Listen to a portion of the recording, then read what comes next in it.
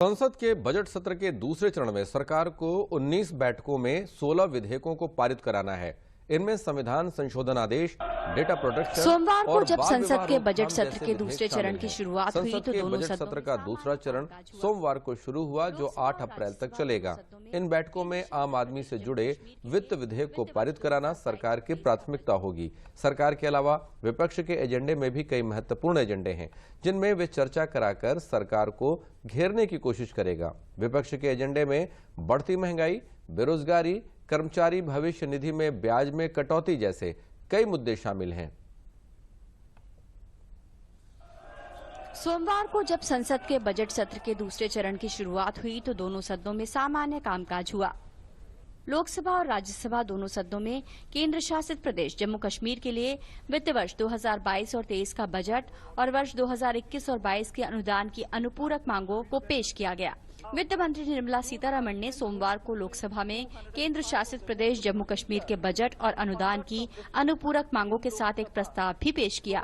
1,12,950 करोड़ के कुल बजट से जम्मू कश्मीर के विकास को एक नई रफ्तार मिलने वाली है। Unjust and discriminatory laws, again, that is very important to bring in parity. Discriminatory laws were removed.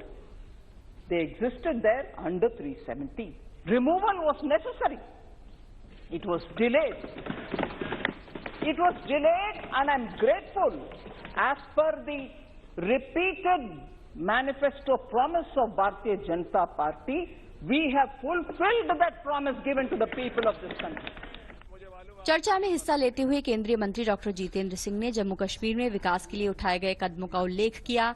उन्होंने कहा कि जम्मू कश्मीर में अनुच्छेद 370 हटाने और 35A रद्द होने के बाद विकास की रफ्तार तेज हुई है। If you have this conviction, if you are saying this with conviction के 370 के हटने के बाद ही सारा तहस-नहस हुआ, then have also the courage to say that if Congress comes back tomorrow, our main agenda would be we would restore 370. वो भी नहीं कहते आप, क्योंकि लगता है कि फिर एक आज और प्रदेश बचाए वो भी जाएगा। So let's be rational, let's be grounded in making arguments on a subject as sensitive as Jammu and Kashmir. इससे पहले एक ही दिन प्रस्ताव पेश करने और उसी दिन चर्चा कराने के लिए नियमों में छूट संबंधी सरकार के प्रस्ताव का कांग्रेस सहित विपक्षी दलों ने विरोध किया।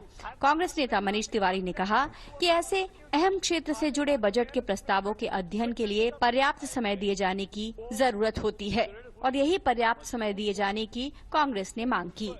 गौरतलब है कि जम्मू कश्मीर में अनुच्छेद 370 के खत्म होने और 35A के रद्द होने के बाद तमाम विकास योजनाओं को तेजी से आगे बढ़ाया गया है।